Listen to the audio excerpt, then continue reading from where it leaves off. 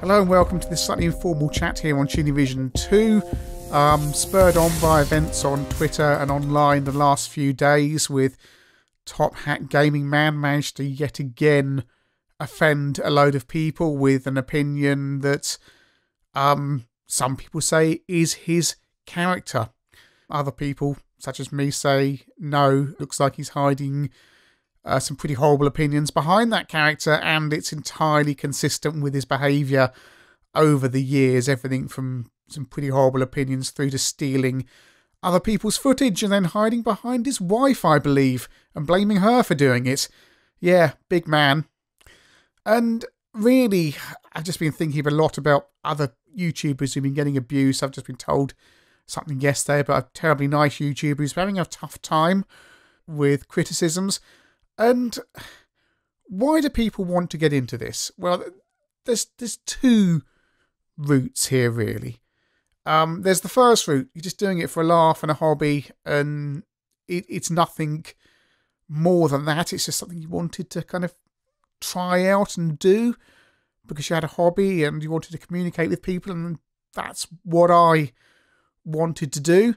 Some people have gone on to great success just doing that. Stuart Ashen, Larry Bundy Jr., for example, two excellent examples of YouTubers who were just out there doing stuff they enjoyed, and now, I mean, Ashen's, goodness me, what's it, 1.5 million subs? It's terrifying, the kind of numbers that he gets. Terrifying in a good way. More power to him. He's a terribly nice bloke, as is Larry. And there's smaller YouTubers as well. I deal and chat to many people of all different sizes on Twitter and on YouTube. All terribly nice people, just having fun. Sometimes you have to deal with crap when you do these things, but in general, everyone's enjoying it.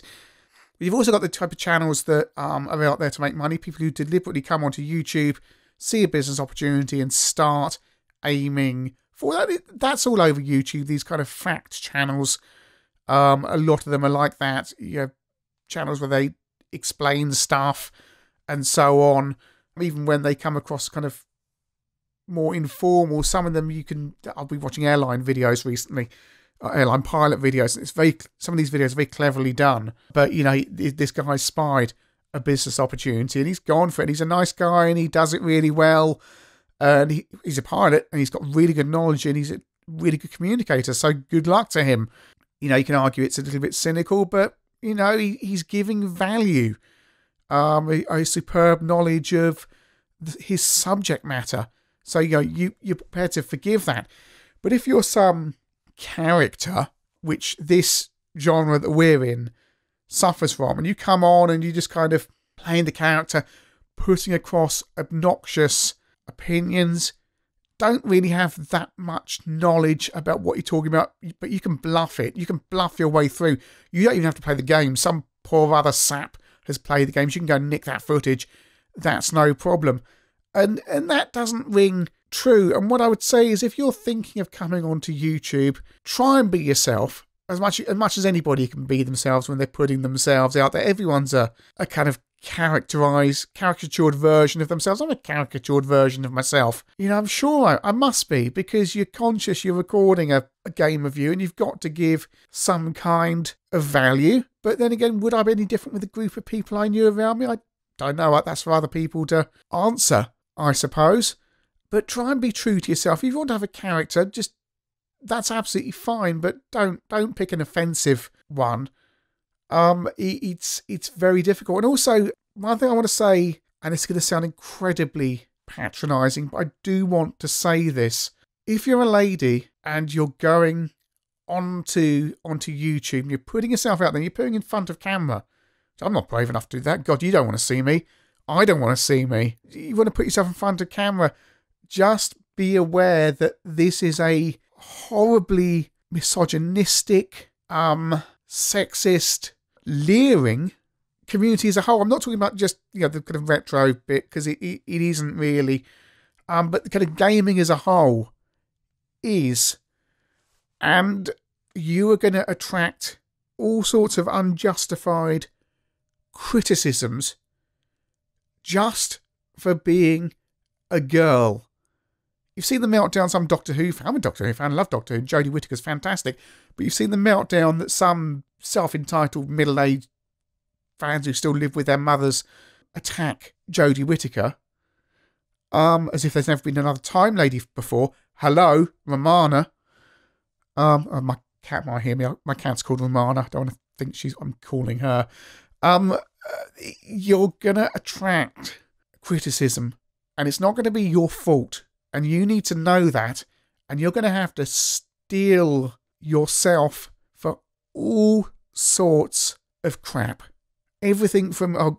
I heard stuff yesterday, just like, oh, God. You know, somebody was sent horrible things. You think, why? Why would you do that? Would a woman send a picture of her bits to a man? Oh, God, don't. You know, it's unacceptable. And if you're good luck or more power to you, if you're more female gamers, God, ChinnyVision is the most demographics on this channel, or the main channel, not this one, but the main channel are terrifying. It's like 99% men, all middle-aged. ChinnyVision is basically the centrist dad channel, just in terms of demographics. I'd love to have more ladies watching and younger people and all sorts, but it is very, yeah, you can have a 40-year-old bloke. So, yeah, female gamers, go ahead, do channels. Just be aware that you're going to have to steel yourself for a certain element of this community. It needs to be said because you're just, from gender, going to get unjustified and just completely ridiculous comments thrown your way. If you're going to have a YouTube channel, go out there, have fun with it, enjoy it, for God's sake. Don't worry about advertising and all this crap that goes with it, because you're gonna have a breakdown over that stuff. You know, I don't run advertising on these channels. It wouldn't bring any money in anyway. It's irritating, and I don't see the point unless YouTube really starts penalising the channel. When I would have to consider it, I'm just not going to do it. And you know, okay, you got to bring money in if you want to review stuff, unless you're going to fund it yourself. And ChinnyVision doesn't have a huge budget, but Patreon's really helpful and that kind of thing. Set that kind of thing up because it's useful, and it also lets you have a community kind of within a community. And I don't mean by locking people out, but actually the people who really support the channel can communicate with you far better and feedback and ask for stuff and so on. And I could be so much better on that stuff, but it's a question of time. Enjoy your channel. Pick something you're passionate about, that you know something about, something you can share. A little bit of knowledge. The best YouTube channels, let's ignore retro gaming, are the ones where people share knowledge. Big Clive, EV Blog, the pilot guy I was talking to you about. Knowledge. I'm always more comfortable when I'm doing a review and I'm picking up a machine and I know something about it. I don't have to look stuff up beforehand. I can pick up a CPC. I haven't done a CPC system review, and I could go around it and say, "This is what, if you're buying one, this is what you watch out for. This is the things you can do. This is what breaks. This is what you need to do." I really enjoy doing that stuff because, okay, other people on CPC Wiki forum are probably looking at that going, "Yeah, we know that stuff," but other people don't. When you tell people about CPCs, you know, appearing to be faulty just because of a tiny bit of corrosion on the on-off switch, which is so easily fixed with just a squirt of contact cleaner, people go, "Wow, I didn't know that." You know, how many dead CPCs have I passed over just because of things like that? And that's just a little bit of knowledge that I can share with people. Or if I pick up a thing like that, tape recorder and other stuff. That's the nice part of it. And the games reviews are interesting to do. But what I like is actually trying to share knowledge and learning knowledge from other people in the comments as well. And, you know, two-way thing, because I know retro gaming is much bigger these days, but actually within the kind of bounds that you guys and I move within, it isn't so much. When you start drilling down into kind of the more European/UK systems, the Amstrad, the BBC, Spectrum and so on.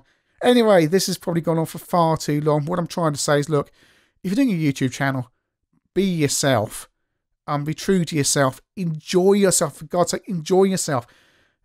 it's if you're going to go out and do it as a business opportunity, fair enough. Try not to be objectionable. Try not to be an arse. And try not to, if you're going to do a character, for God's sake, run 2 Twitter feeds. ChinnyVision has, I have my own Twitter feed, and then there's ChinnyVision Twitter feed. Right? And that's because no one wants me whining on about God knows whatever my neighbour, what have you's done that day on ChinnyVision. So I try and keep that separate. So consider that as well.